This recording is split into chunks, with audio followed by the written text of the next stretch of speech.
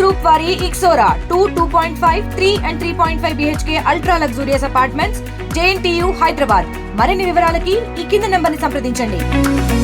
నన్ను తీసుకెళ్ళి నన్ను చంపాలని చూస్తున్నారు సార్. అందుకే నేను ఇక్కడికి వచ్చిన. ముగ్గురు కలిసి లొల్లి పెడుతుడు చంపాలని చూస్తే నేను ఇక్కడికి వచ్చిన సార్.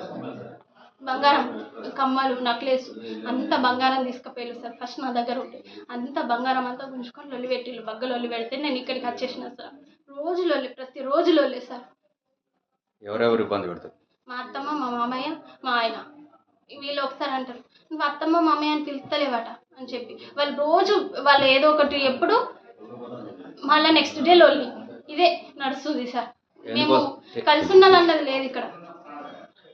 లేదు సార్, నేను పోలీస్ కేసు పెట్టలేదు, కానీ వీళ్ళు ఇంట్లో ఒక్కసారి చాకు ఇట్లా వచ్చి ఏరనుకున్నాం, నీకు ఏమైనా సంబంధం లేదు ఈ మాటలు మాట్లాడినప్పుడు నేను వెంటనే పోలీస్ స్టేషన్కి వెళ్ళినా సార్. అప్పుడు పోలీస్ స్టేషన్లో కూడా లంజలారా అని పోలీసులో ఉండక కూడా అంత ధైర్యంతో ఆ మాటలు అన్నప్పుడు పోలీస్ సైడ్కి తీసుకెళ్ళి వాళ్ళు ఆమె రానంటుంది కదా మీరు కోర్టుకోవాలని చెప్పిండు పోలీసు ఎస్ఐ చెప్పిన తర్వాత వాళ్ళు వెళ్ళిపోయినాక అమ్మ వాళ్ళు గంత కోపం మీద ఉన్నారు.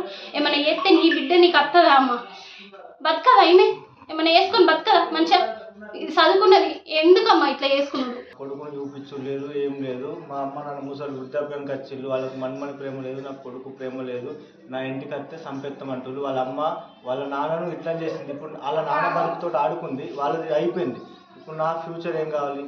ఇప్పుడు నా జీవితంతో కూడా వాళ్ళ నాన్న డబ్బులు పంపిండు, అంతా అయింది, అంతా తిన్నారు చేసిండు. ఇప్పుడు నేను డెలివరీ ఖర్చుకు నా భార్య, నా కొడుకు అని నేను నా బిడ్డ పుట్టబోయే నా బిడ్డ, నా భార్య అని నేను పంపుకున్నా.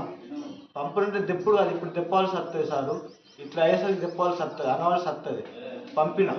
పంపినప్పుడు ఇక అన్ని రకాల నేను అన్నా సార్. ఇప్పుడు నా మీద ప్రాణభయం ఉందని చెప్పి అంటుంది. మరి నేను వాళ్ళ ఉంచుకుంటానా? మరి ఉంచుకోవడానికి చేసిందంటే ఉంచుకోవడానికి పెట్టినా. మరి నేను తాగొచ్చి ఒక్కనాడు ఒక దెబ్బ కొట్టినా, ఒక్కనాడు ఒక తిట్టు తిట్టినా. ఆ నెల రోజులల్లో ఒక్కనాడు ఒక తిట్టు తిట్టినా అని ఒక దాఖలు చూపి నాకు. నేను చేసిన మెసేజ్లు ఉన్నాయి కావచ్చు. నేను ఎందుకు వేసిన? మా అమ్మ నాన్న మంచిగా ఊర్తలేరని చెప్తే మా అమ్మ నాన్నకు ఒక్కొనే కొడుకుంది, ఆడబిడ్డ లేరు, అన్నమ్ములు లేరు. అంటే నేను అన్న మా అమ్మ నాన్న మీ మీద మా వచ్చిన భయపడకు, వాళ్ళు మంచిగా ఊరుతున్నారా నాకు, మా అమ్మ నాన్న మంచిగా ఊరుతారు కదా, నేను చెప్పుబట్టి కొడతా, నేను ఊరుకుండా అన్న. ఆ మాట మీద నేను తెల్లారిగా ఫోన్ లిఫ్ట్ చేయలేదు. ఫోన్ లిఫ్ట్ చేయకపోయేసరికి నేను మెసేజ్ చేసిన, ఆడియో కాల్ చేసిన, అయినా ఫోన్ లిఫ్ట్ చేయలేదు. సాయంత్రం ఫోన్ కూడా లిఫ్ట్ చేయలేదు. డ్యూటీ పోయేటప్పుడు చేసిన, నీకు వాళ్ళు ఉన్నారు అని ఇట్లా మాట్లాడుతారు నాతో, చెప్పు అని అన్న. ఈ మాత్రం అన్న సార్, నాకు హక్కులేదా? నాకు విలువని ఇస్తలేదు. అక్కడ 3 నెలలు నన్ను బ్లాక్ లిస్ట్లో పెట్టింది. నేను బయట గల్ఫ్ పోయేటోని నా పని పోగొట్టింది. ఇప్పుడు అట్లా సరే బయట పోకపోతే అత్త అన్నది, అట్లా అన్నది చూసిన. షాపింగ్ మాల్లో పనిచేసిన, 8 నెలలు షాపింగ్ మాల్లో పనిచేసిన. పెయింట్ షాప్లోకి పోయింది, ఐరన్ హార్డ్వేర్ నవజ్యోతి స్కూల్ దగ్గర పోయింది. అటోళ్ళని పోతారు, ఆడోళ్ళు నా భార్య, నీ తల్లి అయితే నీ అన్నది వాళ్ళ అమ్మాయి అన్నది నా బిడ్డను చేస్తా అంటే సాదుకో, కానీ ఇంట్లో నుంచి సాదుకో. బయటకు పని చూడలేసుడు 10 మంది మొగోళ్ళ కాడ నా భార్య ఉంటే, అరే గాజుగాజే కానీ పిల్లల మీద దగ్గర పలానా అంటే నాకు ఎట్లా అనిపిస్తుంది సార్?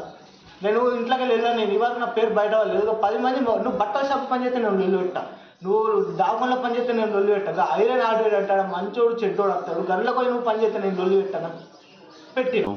నా భార్య నాకు కావాలి, తోలెత్తలేదు అమ్మ.